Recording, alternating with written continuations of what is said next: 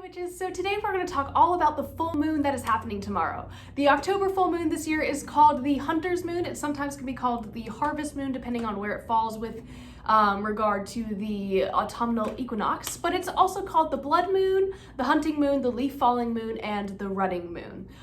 This moon is specifically called the Hunter's Moon because it signaled the time for people to start hunting in order to prepare for winter. I personally live in a semi-rural area, and hunting season has started already. I believe bow hunting started, and then it's going to get into like regular hunting season proper really soon. If it hasn't started already, I'm a vegetarian. I don't really pay attention to that. I'm super sorry, but I have seen hunters and people coming in and out of town and with all their gear and stuff. So animals are currently getting fat for the winter.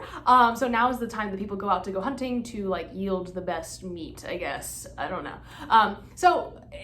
All of that aside, let's chat about some of the spiritual meanings for this moon. The Hunter's Moon is associated with abundance, transition, balance, honoring ancestors, the afterlife, and divination.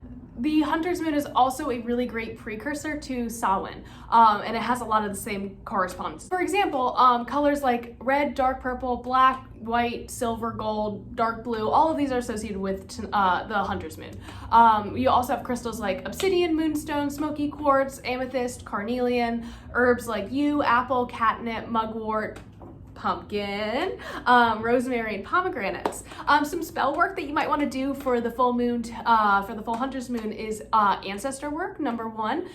So things you can do for ancestor work, we already talked about a little bit, but you could also set up an ancestor altar, leave offerings for them, display family heirlooms, or cook a family recipe for dinner tonight and have it blessed under the full moon, which is something that I really like to do. I'm going to be not making a family recipe, but just making comfort food tonight, or not tonight. I keep saying tonight as if this is going up on the full moon. That's tomorrow. Oh my gosh. But I'll be cooking just some nice comfort food and blessing it and asking just for a general peace, prosperity, health blessing under the light of the full moon.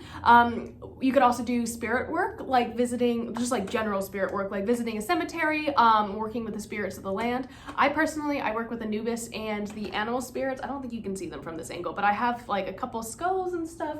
I do work with the animal spirits who are attached to these. That's how I do spirit work. And then the morning of the full moon, I will be going to work with Anubis at the cemetery and just doing some mindful, kind of meditative stuff, and just visiting and venerating the people who have the oldest graves, maybe the graves that aren't as looked after, just people who may have been forgotten, and just showing them some attention. So that's what I'm going to be doing on the morning of the full moon. The thing that I really encourage people to try is to do a very deep meditation. If you're looking for a time to start meditating, if it's not something that you do super frequently, I love meditation. I think it's really great. But as the energy of the earth is slowing down, I think it's good practice to start, or good to get into the practice of starting to meditate more and more, and kind of slow down our energies. We're kind of reaching this phase of the year basically where everything's starting to kind of slow down, and the earth is not as alive, so our energy might feel a little bit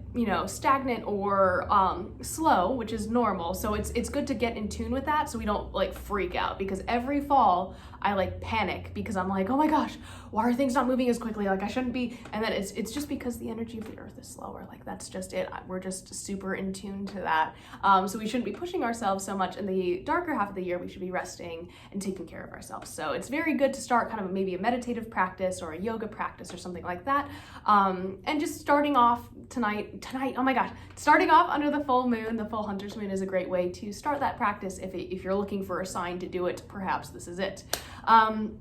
And then finally, I do want to talk about doing protective magic. And finally, I did want to touch on doing protective magic. As with everything, the full moon is a great time to do protective magic. You can do protective magic at any point during the moon cycle, but full moons are great for it. It's good for charging moon water with protective intentions. You can make your jack-o'-lanterns that we talked about in yesterday's video, with sigils and runes for protections, or a pentagram or pentacle, I should say. And anything just protective, it would be a good night to do it, and then charge your pumpkin under the light of the full moon. And yeah, the possibilities are absolutely endless. I do have some stuff planned for all of us tomorrow, so I hope that is okay with everybody. And whatever you do, I just hope that you have a fabulous evening. The October full moon is always really special to me. Last year it was actually on Halloween. This year it's a little bit before. But whatever you end up doing, I just hope you have a fabulous and blessed evening, and I'll see you guys tomorrow. Bye.